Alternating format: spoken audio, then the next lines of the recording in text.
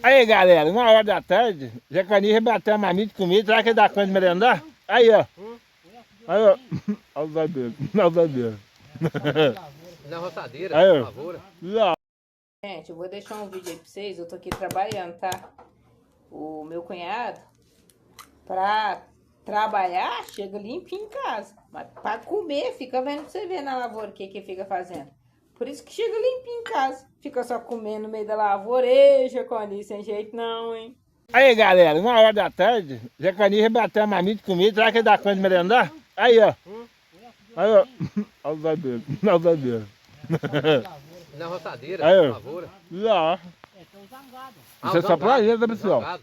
Cada um trouxe sua Ninguém falou, marmita, pô, mas cada um você trouxe seu pegando café, nada sua na roça merenda, não. isso aí é Você só pode olhar na conta dele.